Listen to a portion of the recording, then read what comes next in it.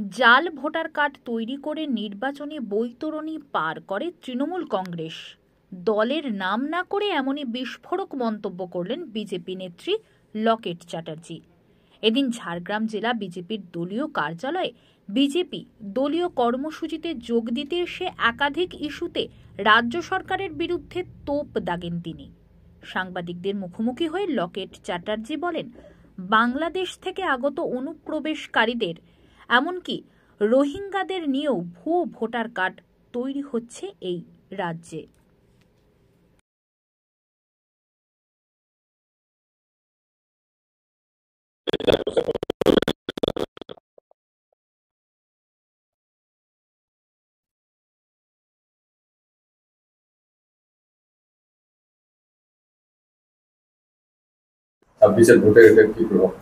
মানে বীরভূমটা মানে খুব লজ্জাজনক কথা লাগে যে বীরভূমের তিনি বাঘ মনে করেন অনুব্রত মণ্ডল, তার মুখের ভাষা, তারই দলের তার মুখের ভাষা যে মাত্রা ছাড়িয়ে গেছে, যেটা কেউ আমরা জনসমক্ষে বলতে পারবো না, সেখান থেকে সেই দলেরই মুখ্যমন্ত্রী ভাষা আন্দোলন শুরু করছে। ভাবতে তো হাসি পাচ্ছে।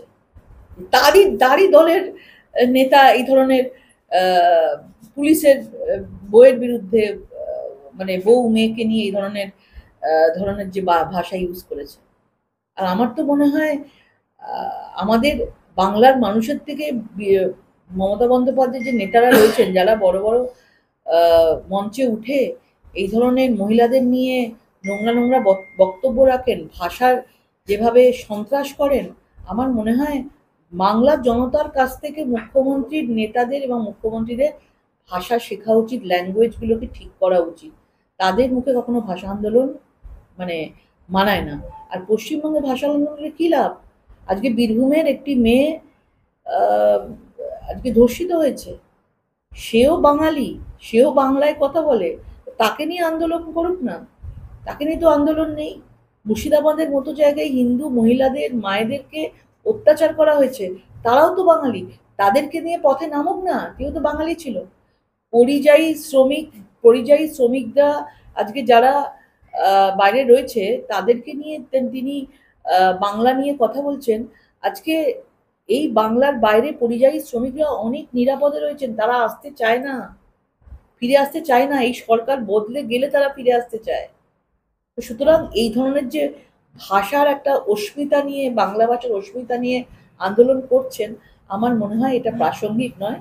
যেরকমভাবে যোগ্য আর অযোগ্যকে একসঙ্গে মিলিয়ে দেওয়া হয়েছে, তারা এখন বেরোতেই পারছে না, চাল আর ডাল একসঙ্গে মিশিয়ে দিয়েছে, সেরকমভাবে বাংলাদেশিরা যারা বাংলা ভাষায় কথা বলে, আর আমরা যারা ভারতবর্ষের নাগরিক যারা বাংলা ভাষায় কথা বলে, তাদেরকে ভোট পাওয়ার জন্য তাদেরকে একসাথে মিশিয়ে দেওয়া হয়েছে।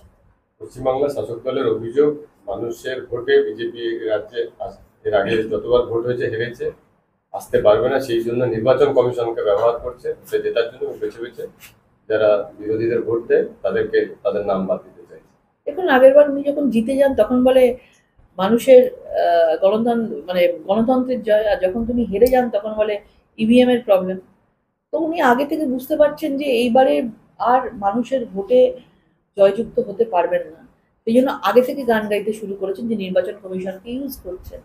কোনোভাবে করা হচ্ছে না সংবিধান প্রক্রিয়া মেনে, নির্বাচন কমিশনের প্রক্রিয়া মেনে। পুরো দেশে যেটা হচ্ছে, বাংলাতেও সেটা হচ্ছে। বাংলা ভাষা কি আস্তে আস্তে হিংসাত্মক হচ্ছে? মালদহে বিজেপি গভর্নমেন্ট বাড়ি ঘেরাও এবং এর কথা বলছেন তৃণমূলের শ্রমিক নেতা।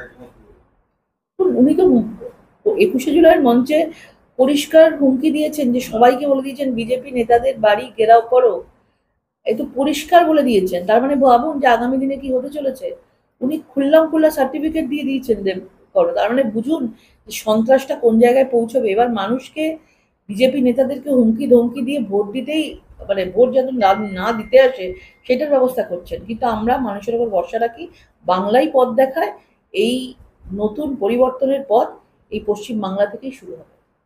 সুপ্রিম কোর্ট যে রায় দিয়েছে যে ওবিসি নিয়ে স্থগিত রাখা হয়েছে, তাতে কি পড়ুয়াদের অনেকটাই আদর হবে?